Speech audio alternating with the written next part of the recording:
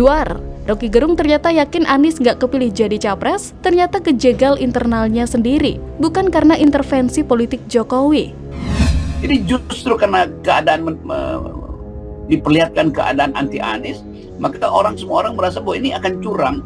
Jadi hentikan aja tuh. Anies mungkin juga nggak terpilih tuh dalam proses negosiasi di antara 3 partai karena nggak ketemu wapresnya. Tapi kalau dia nggak terpilih itu karena problem internal di koalisinya sendiri, bukan karena intervensi politik Jokowi. Kan itu intinya kan. Kelompok-kelompok yang anti pemerintah untuk setuju dan mendukung Anies sebagai bagian penting yang akan mereka perjuangkan di Pilpres.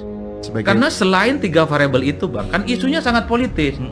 Kaitannya dengan penjagalan misalnya kan sangat politis. Satu misalnya, karena survei Anies selalu nomor 3, itu tuh upaya sistematis penjagalan. Survei pesanan. Survei gitu pesanan, survei abal-abal, survei iya. buzzer. Semuanya isu politis yang agak ada kaitannya dengan hukum, begal Demokrat, kemudian pernyataannya SBY, dan satu lagi soal Formula E. Di antara 3 yang berkaitan dengan hukum ini, yang paling krusial kan Formula E, paling awal. Tapi sampai sekarang lah ya mutual ya nggak jelas tuh Formula E. Nah, soal penjagalan ini kan tidak lebih karena diamplifikasi oleh Denny Indrayana karena mengutip Romi yang mau ngambil Partai Demokrat itu. Itu yang saya kira fakta-fakta politik yang sampai saat ini sangat mudah untuk dibantah. Bagi saya case-nya sudah selesai nih. Saat ini yang justru bisa menjegal Anies itu adalah dirinya sendiri. Nah, ini Partai koalisinya sendiri. Loh, jangan disepelekan Partai Demokrat ini ya. Saya agak sedikit heran kenapa hanya Anies dan para pendukungnya yang selalu mengamplifikasi bahwa Anies lah yang selalu berpotensi dijegal. Halo, kembali berjumpa dengan Helmi Thohir di channel Jurnal 45. Pengamat politik Rocky Gerung melihat ada upaya dari Presiden Jokowi melemahkan Anies Baswedan. Sejak awal menurutnya Jokowi sudah menunjukkan gerakan anti Anies.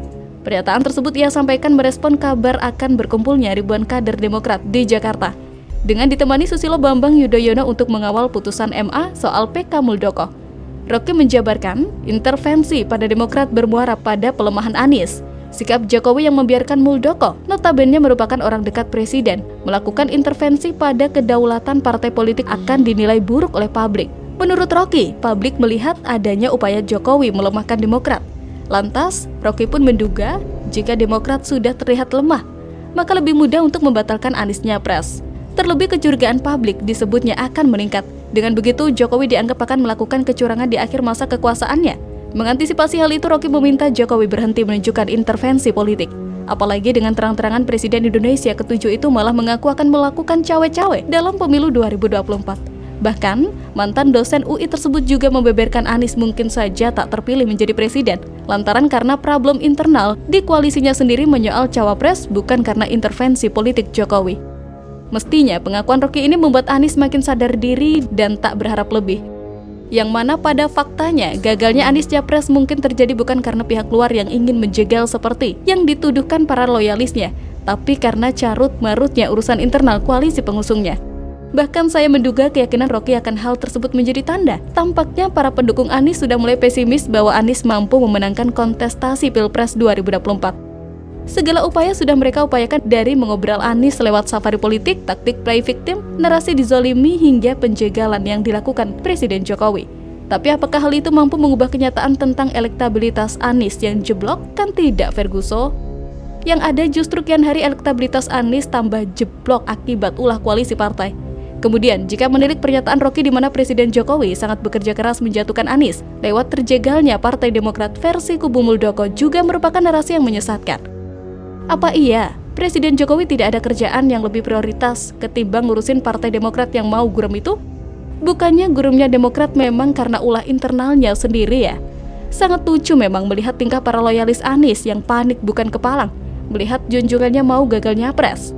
Rocky yang ingin menunjukkan bahwa Anies lebih baik dari pemimpin sekarang lewat narasi penjegalan, malah secara tidak sadar pernyataannya menunjukkan bahwa koalisi perubahan sendirilah yang menjegalnya sendiri. Jadi bisa dibilang Anies sudah mulai ditinggalkan oleh partai pendukungnya.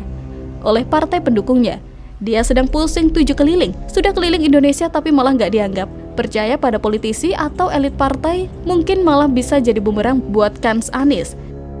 Karena kita tahu orang ini diusung hanya digunakan untuk meniadakan pemerintahan Pak Jokowi. Anies menjadi tumpangan orang-orang yang selama ini kepentingannya dibatasi oleh Pak Jokowi. Entah sengaja atau tidak, Rocky menunjukkan bahwa Anies hanyalah boneka untuk merebut kekuasaan dari tangan pemerintah sekarang. Terima kasih loh Bung Rocky yang sudah memberitahukan hal tersebut. Kura-kura begitu menurut saya. Anda bagaimana? Keyakinan Adian Napitupulu, tak gentar walau dikeroyok seperti Jokowi di 2014. Ungkap dengan cara ini optimis peluang kemenangan Ganjar di 2024. Prabowo siap-siap KO. Maka kalau ada partai merapat ke salah satu titik, menurut saya itu hak politik mereka. Dan buat kita, buat kami yang sudah mendeklarasikan, tentu ini bagian dari ikhtiar kita untuk berkomunikasi secara baik yang sudah mendukung maupun yang belum, dan suasananya masih sangat cair sekali. Jadi menurut saya itu biasa-biasa saja.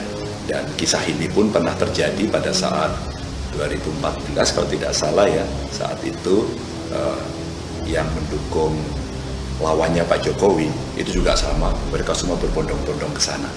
Dan kejadian ini kita catat dalam perjalanannya, dan selalu ada dinamika yang berubah. Jadi buat saya, ya saya ucapkan selamat bergabung. Ini suatu proses demokrasi yang biasa saja. Tidak malu-malu mengatakan bahwa kita adalah bagian dari tim dari pemerintahan yang dipimpin oleh Bapak Insinyur Haji Joko Widodo.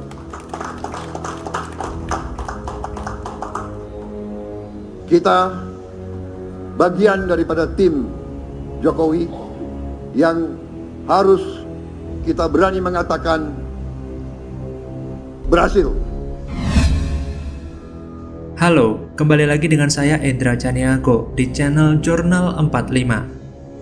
Pengamat Andika Nurwin Maulana menilai bakal Capres Ganjar Pranowo tetap memiliki peluang besar untuk memenangkan Pilpres 2024 meski hanya didukung sedikit partai. Dia mengatakan kondisi Ganjar mirip dengan Joko Widodo pada Pilpres 2014, di mana calon dari Partai Demokrasi Indonesia Perjuangan atau PDIP mengusung Joko Widodo alias Jokowi yang hanya didukung oleh dua partai besar dan punya banyak pengalaman dalam pemilihan umum di Indonesia, yaitu PDIP dan Partai Kebangkitan Bangsa atau PKB. Sedangkan Pak Prabowo didukung oleh Partai Gerindra, Partai Golkar, PAN, PKS, dan PBB yang jumlah partainya lebih banyak daripada jumlah partai pendukung Jokowi. Namun dengan jumlah partai tersebut ternyata tetap dimenangkan oleh Jokowi pada Pilpres 2014. Andika menuturkan dukungan Partai Golkar dan Partai Amanat Nasional atau PAN kepada Pak Prabowo Subianto merupakan pergeseran besar peta kekuatan dalam Pilpres tahun ini. Sebab PAN dan Partai Golkar adalah partai besar,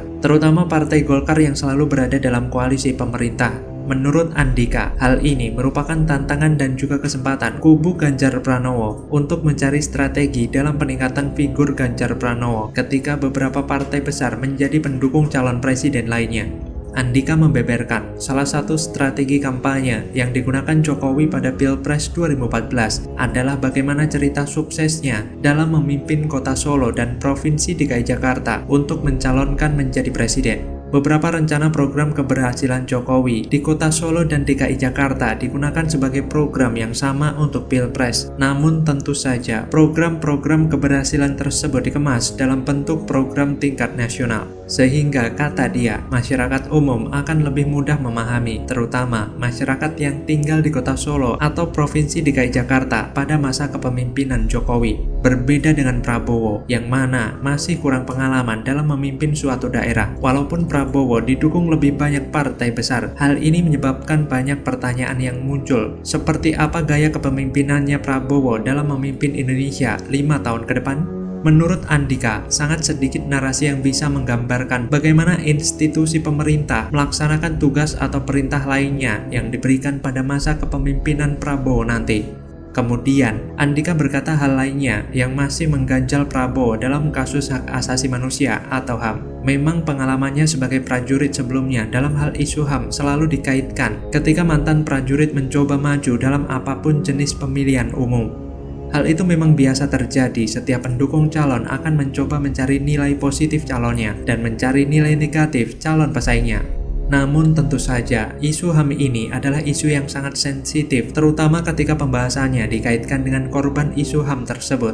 Di sisi lain, politikus PDI Perjuangan Adhian Apitupulu juga meyakini Ganjar akan menang di Pilpres 2024 nanti. Adhian bahkan menyinggung deklarasi Partai Golkar dan Partai Amanat Nasional atau PAN yang mendukung Prabowo Subianto sebagai bakal calon presiden atau capres. Adhian meyakini kunci kemenangan bukan hanya didukung dari banyak partai politik yang mendukung salah satu capres pada pemilu 2024. Adhian menegaskan PDIP tak merasa prihatin meski Ganjar hanya diusung PDIP dan P3 sebab pada pemilu 2014 pasangan Joko Widodo Yusuf Kala juga tak banyak mendapatkan dukungan dari parpol di parlemen. Memang Ganjar tak perlu menjadi orang lain untuk mendapat cinta tulus dan kasih dari rakyatnya.